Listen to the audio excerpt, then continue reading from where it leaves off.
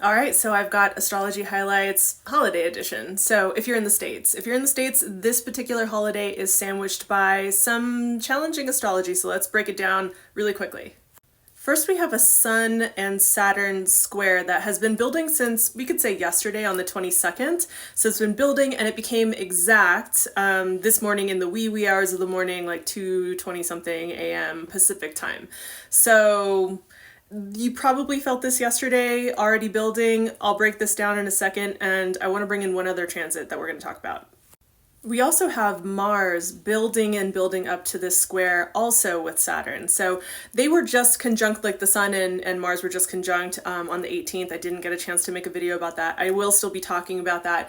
And there was a Kazemi, and they've been kind of traveling together. So the Sun first hits that square with Saturn, and then Mars is coming up into that square, building into an exact square. The exact square won't happen until Saturday. However, the buildup and how we feel this and when it hits the degree is actually going to happen before then. So we will be feeling it through today, the holiday, and on the other side of this. So, all right, let's break this down one by one. So first with that Sun square Saturn, that can feel kind of lonely, kind of like we feel oppressed by time, that relentless bitch.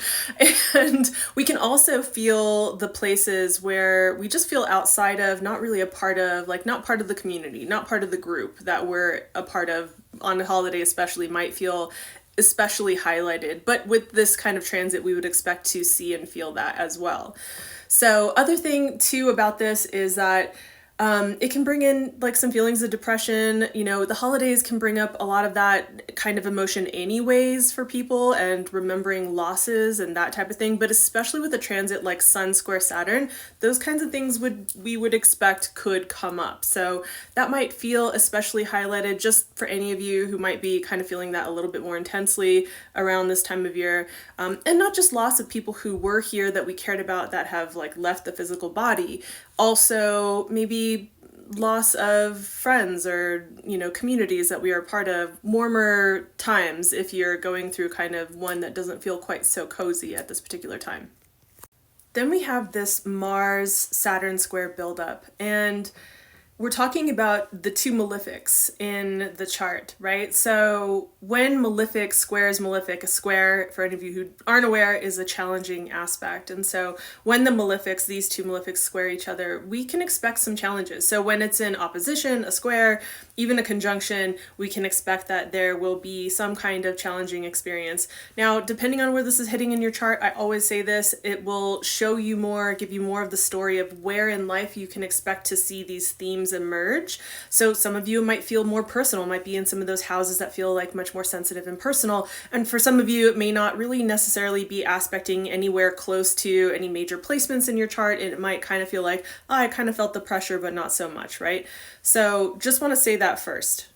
All right, so what is Saturn and Mars like when they are in a square with each other, right? So this can feel like a hard stop, right? This can feel like a reality checkpoint.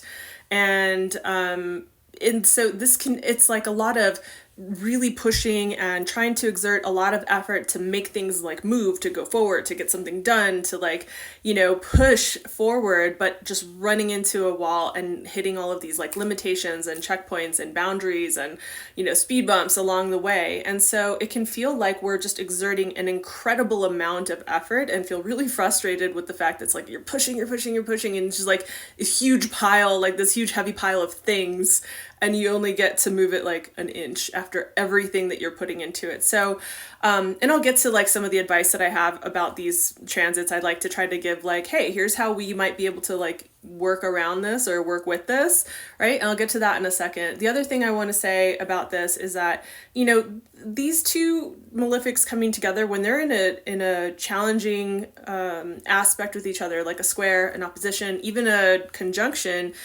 they can cause a lot of challenges, and it can be difficult. We can see difficult themes emerge.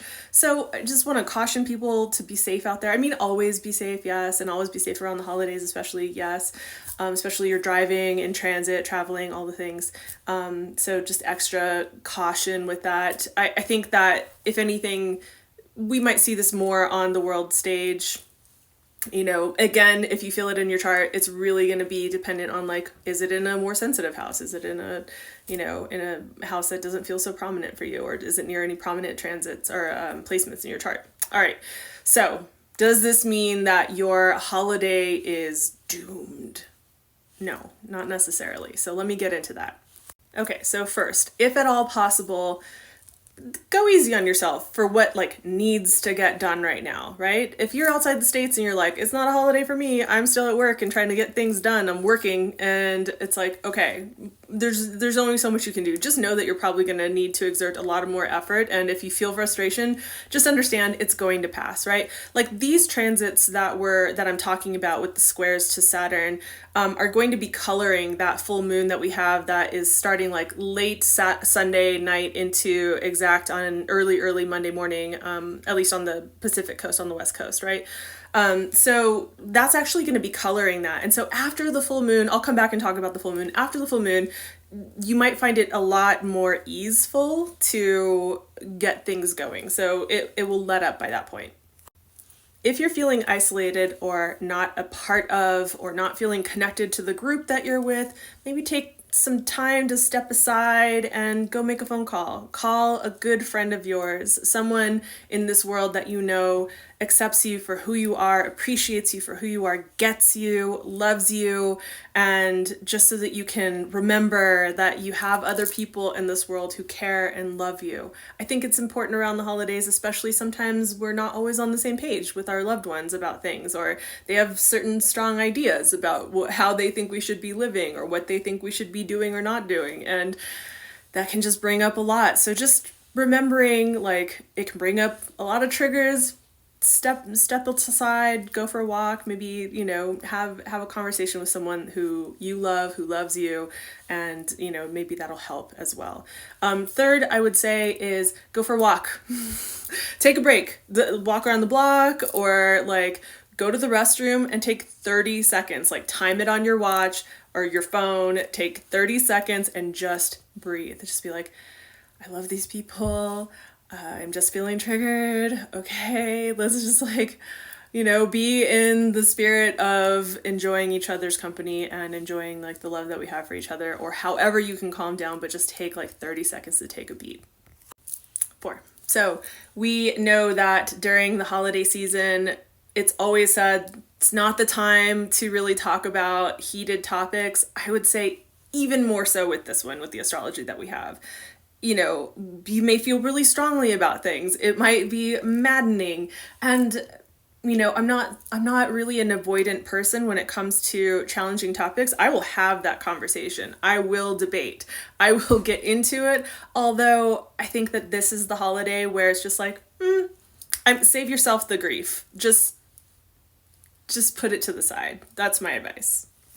Lastly, regardless of whether you need to call anyone for some support, I'm just throwing this out there, not necessarily so astrologically related, maybe just a little bit, but, everyone out there, not everyone, but a lot of people out there have gone through, especially the last couple of months of astrology, has been pretty rough on some people. And, maybe just give someone a call today. Step aside, take a moment on a drive, whatever, when you're driving wherever you're going. Call someone, a good friend, check on them, especially if you know they've been having a rough time, and just let them know that you care, say I love you. I think we all could use a hug and some reminders of support for whoever it's been challenging for, and especially if you're still going through it. So, just want to throw that out there. So have the best holiday. Be safe, be extra safe, and I will be back to talk about this full moon because this is coloring the full moon and there's just a lot to talk about with that. So I'll be back for that. Have a good holiday. Bye.